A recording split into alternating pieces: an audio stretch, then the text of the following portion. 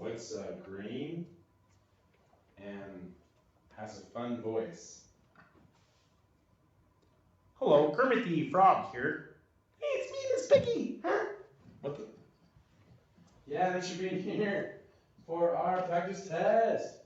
Woo! Unit 1 practice test. Nice. So there's going to be a linear equation on our test that you're going to be able to graph, and you have to know the starting point and the slope. And so the starting point is definitely the one on the end, right?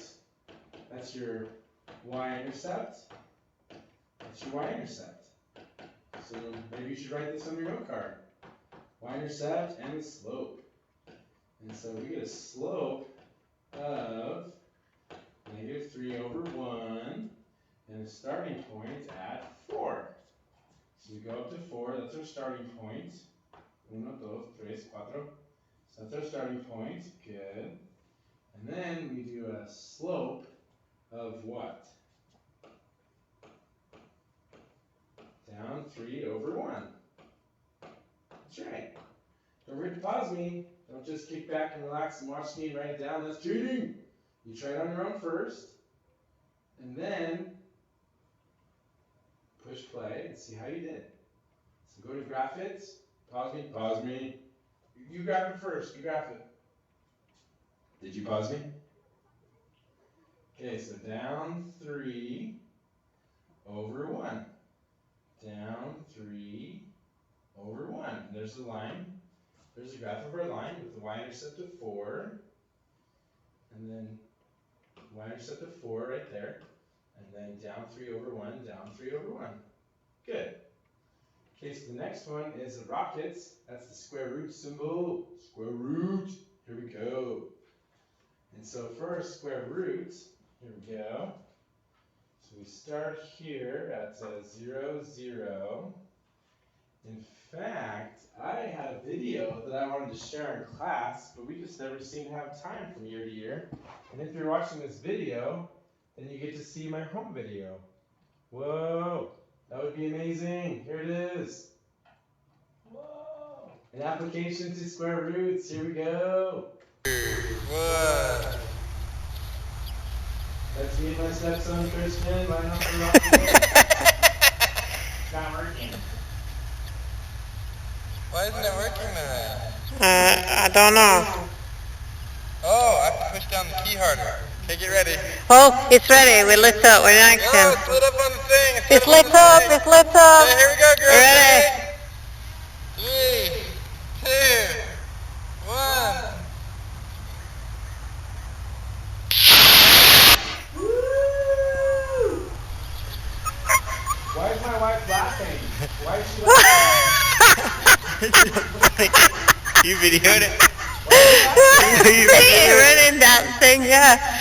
To get this rocket. Can you see me? I'm like right there. I'm like right there on the rock. I'm trying to catch it. Because I know where it's going to land. Because I know where the roots are. Did you catch it? I did catch it. With both hands. Just like the string with the parachute. And then the rocket. And I had to stop some cars. Look. People don't know where the roots are because he gets back to the roots. Got it. You caught it. That is so funny. He was amazing because he caught it. Woo! Did you look both ways? I did. I had to have my hands out so the cars would stop. What if they didn't stop? Then I would cry and get hit. That would probably be a sad video. No, that would have been like a million views video to put on YouTube, right? Yeah. Like teacher catches rocket, hit by car after. Okay, so to do the rockets, we got to look at the left and the right. And this is opposite what you think. Don't forget, it's opposite what you think. So instead of left 3, it's actually right 3. And then it's going to be, that is regular, up 1. Regular, it's not opposite what you think, it's just regular, up 1. And that's the start of our graph. It's the start of our graph. And then this is our slope, which is 2/1. So we're going to go up 2 and over 1. And so from there, we'll go up 2/1, and then that'll be our rocket. A little bit steeper than we usually do square roots, but there is a 2 in front of it. Nice, nice. So then it says, be sure to include the vertex, the x-intercepts, and several points. Nice. So then we go down here to number 3. And so number 3, ooh, what does that negative mean? Uh-oh, what's that negative mean? Upside down. So this is going to be an upside down graph. And is that left 5 or right 5? Any guesses? Any guesses? Left. Good, left. So it's going to be left 5, good. And so then from 0, 0, we're going to go 1, 2, 3, 4, 5. And then this is upside down, so that means we are going to go down. But how steep is it? Well, there's a 3 in the front. Usually we would just go down 1 over 1. But because there's a 3, because of that 3 in the front, negative 3 in the front over 1, it's going to be down 3 over 1. So we'll go down 1, 2, 3 over 1. So that's a little bit steeper and also going down. Down 3 over 1. And so there's our graph. And because it's absolute value, not only on the right is it down 3 over 1, but also on the left. It's also going to be down 3 left 1. Down 3 left 1. Because absolute value is like parabolas, it's symmetric. It's symmetric. Nice. So there's our graph for that one. Finally, we've got a parabola that's right side up. That's good. So that's a quadratic. So this form is already ready to graph. This is called your h, and this is called your k value. And so this k value is negative 3, so that means down 3. But this h is opposite, remember? You think it's left 4, but it's actually right 4. So pause me. You shouldn't be just sitting there watching me. Pause me. And do it on your own. Pause me. And do it on your own. Okay, now we'll try it. So we start off at 0, 0. And we're going to go down 3. So 1, 2, 3. And then right 4. 1, 2, 3, 4. Now I don't know how much I actually discussed this in class. But to do a parabola, right? To do a parabola, it's actually just going to be over 1, up 1, put a dot. Over 1, back 1, put a dot. Right? Because 1 squared is just 1. And then don't forget the next one is going to be 2 squared. And what's 2 squared? 4. So we go over 2, and we go 1, 2, 3, 4. And there's our graph going up and to the right. And then we're going to go left 2 and up 1, 2, 3, 4. So then left 2 up 4. And there's our graph. There's our parabola. It's been shifted right 4 and down 3. That's our parabola. Should we do it in different colors so you can actually see what's going on there? Nice, nice. How pretty. That's so pretty. That's so pretty. So think about what you're going to say or name drop in a second. Here we go. Okay. So then before we do 5, we're going to do, there we go, we're going to do Cameron's favorite. We're going to do Cameron's favorite, quadratic factoring. But first, the word by Cameron. Don't be 30 minutes late to class, and you'll get to leave on time. Shout out 4th period. Woo! Yeah. Thanks, Cameron. Peace out, brother. Keep watching those videos. Thanks.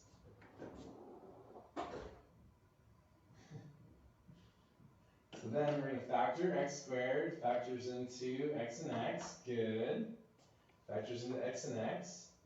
And then 28. Ooh, we got to think about factors of 28, don't we? What does 28 factor into? 1 times 28, 2 times 14, 3 times 9 is 27, but 3 is not going to work. But 4 is going to work, so 4 times 7, 5 doesn't work, 6 doesn't work, and no, because 6 times 4 is 24, and then back to 7. So that's all, we just have 3 factors to choose from. Now remember, they have to have a difference of, negative 3x, or negative 3. So which one of these is going to give us a difference of 3? Is it the 128 going to give us a difference of 3? The 2 and the 14? Haha, you're right. It's the 4 and the 7. Right? So we put 4 and 7 is going to give us a difference of 3. And then the sign of the middle term. Shout it out if you know it. You behind the screen. Shout it out if you know it. The sign of middle term goes with the what? That's right, the biggest number. The biggest number. So the sign of middle term goes with the biggest number, so that's going to be a -7. And then that'll be a negative times a negative is a positive, but we have a negative, so this will actually have to be positive.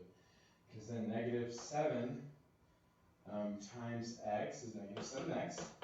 And then 4 times x is 4x, and 4x with the negative plus the -7x is -3x. We got the middle term, right? Good. And also, we have to make sure we did it right. We have this 4 times this -7. And 4 times positive 4 times -7 is -28. We did it right. Woo! Now it doesn't want the solving part. It doesn't want the solving part. So that means you have to take your roots and your factors, and you actually have to set them equal to 0 now. To get your final answer, so -4 to the other side, and we get x equals -4 as one of our roots, one of our solving factors, one of our x-intercepts. What's the other word? Roots, factors, and add 7 to the other side. Roots, factors, and what? X-intercepts. Good job. All three mean the same thing. Okay, then go backwards because I love 6. Now we go to 5. So 5, I'm actually show you a different method, which would be really cool. There's a formula you can put on your note card, which is y minus y1 equals the slope times x minus x1. I'd probably definitely put that on your note card. And also, if you go ahead and divide the x minus x to the other side, you end up with this formula. You end up with y2 minus y1. If you divided it over the other side, you'd get x2 minus x1. So those are definitely two formulas you could use to solve this problem. But I'm going to use the other one, which is just the simple y equals mx plus b, actually. That's another one you write down in your note card. Okay, so then we're going to go ahead and just find the slope, because we've got to find the slope first. Okay, so you have to label these for this to work. You have to label them. So x1, y1, x2, y2, right? Yeah, you got to label it. So then we got to do our formula now. Do our formula. So it's y2 minus y1, so that's 6 minus 5, over x2 minus x1, which is 6 minus a minus 2. Be careful there. So 6 minus 5 is 1, all over. Negative times a negative is a positive. So 6 plus 2, actually, in the end, is 8. So our slope is 1/8. Slope is 1/8.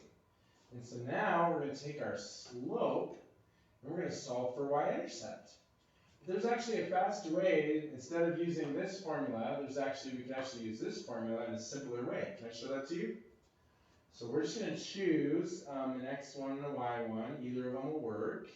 Let's choose 6, 6, because that just sounds fun. So then we're going to do, not a third one. Just 2 6s. Whoa, calm down. Don't be superstitious. There's only 2 6s. So then we're going to do y equals the slope, which is 1/8 x, right, plus b. Well, we've got to find our b value, then we're done. How do we find our b value? Where's it cross on the y-axis? Well, if you take one of your points, let's try using 6 and 6, and then we plug it in. We plug 6 in for x and 6 in for y. So we get 6 equals 1/8 times 6 plus b. And that plugs in 6 for x, 6 for y from that coordinate, 6, 6. And now if you just solve for b, then you'll get the y-intercept. Woo! So we get 6 is equal to 6 times 1/8 is just 6 over 8 plus b. And now we're just going to minus, right? Just to solve for b. We're going to go to minus the 6/8 over to the other side, like that. There we go. And so we go 6 minus 6 divided by 8. Now, if you did do a common denominator, the calculator will do it for you. Boom, 5.25. But if you're trying to get, then you can just do math and just do frac. And so 21/4 is our y-intercept.